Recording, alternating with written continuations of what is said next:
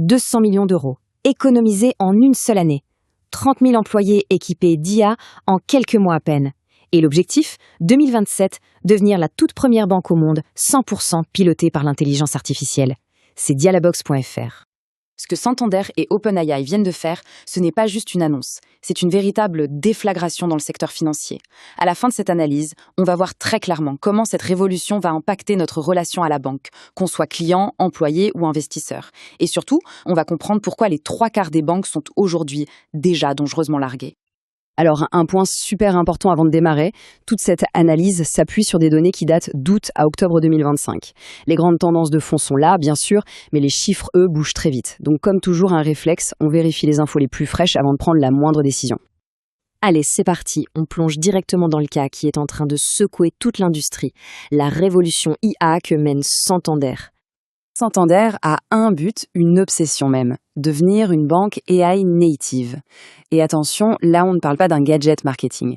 Une banque AI native, ce n'est pas juste coller un chatbot sur un site web pour faire joli. Non, c'est une banque où absolument tout, de l'octroi d'un crédit à la moindre interaction client, est repensé de A à Z et propulsé par l'IA. C'est une réinvention totale du métier. Mais ce qui est vraiment bluffant, c'est la vitesse d'exécution. Regardez un peu cette timeline. Le partenariat est annoncé en août 2025. D'ici la fin de cette même année, l'objectif est d'équiper 30 000 employés. C'est un déploiement d'une rapidité quasiment jamais vue pour une banque de cette taille. Et l'objectif final, c'est 2027, pour être 100% AI native. 2027, c'est demain. Et cette transformation, ce n'est pas du tout un coup de poker. Elle s'appuie sur une stratégie super claire, en 3 piliers. D'abord, on intègre l'IA absolument partout. Ensuite, on la met au cœur même des plateformes technologiques mondiales du groupe. Et enfin, on s'allie avec les meilleurs du game, comme OpenAI. Ce n'est pas une petite expérience dans un coin, c'est une refonte totale de la machine. Et le plus fou, c'est que ça paye déjà. Avant même ce grand partenariat avec OpenAI, les premières initiatives IA de Santander avaient déjà permis d'économiser plus de 200 millions d'euros sur l'année 2024 et d'automatiser 40% des interactions dans leur centre de contact. L'IA, ce n'est plus une promesse pour le futur, c'est déjà un centre de profit bien réel. Et ça va jusqu'à toucher le cœur du réacteur, les équipes tech. Plus de 6000 développeurs chez Santander utilisent déjà des copilotes IA et les gains de productivité sont énormes. On parle de 20 à 30%. Concrètement, ça veut dire plus de projets, plus d'innovation et tout ça plus vite.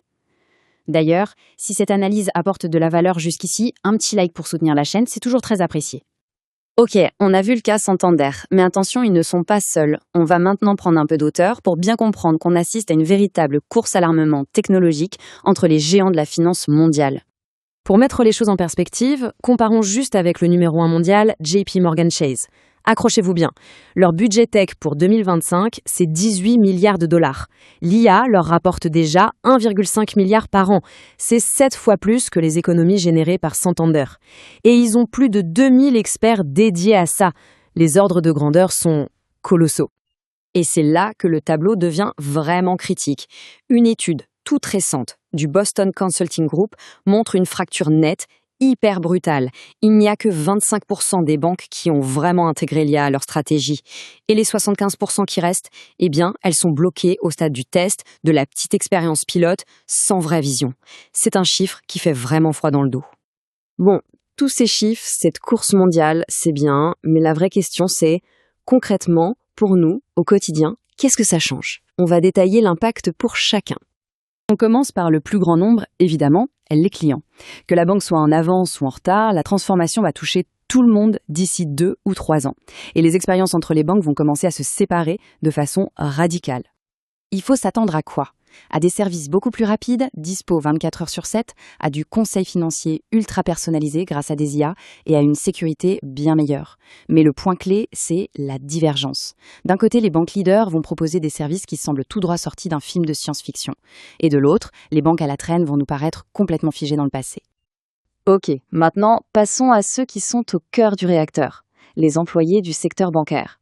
La révolution, elle touche tous les métiers, du guichet au siège. Et l'idée, ce n'est pas de remplacer, mais de transformer les compétences. L'IA ne vient pas piquer des jobs, elle vient les augmenter. Elle devient un outil, un copilote de tous les jours. Du coup, les compétences qui comptent changent. Il va falloir apprendre à superviser des IA, à gérer la qualité des données.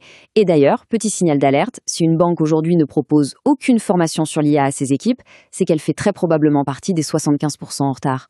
Dites-nous en commentaire si votre entreprise, elle, a déjà commencé à vous former sur ces sujets. Ça nous intéresse. Un mot maintenant pour celles et ceux qui construisent ce nouveau monde. Les développeurs, les data scientists, les étudiants en informatique. Pour ces profils, c'est tout simplement une mine d'or. Les banques sont en train de devenir des boîtes de tech. Et avec des budgets qui se comptent en milliards, la demande pour des spécialistes IA et data explose littéralement. C'est l'occasion de bosser sur des technologies de pointe, sur des projets qui ont un impact sur des millions de gens et avec des salaires qui vont avec.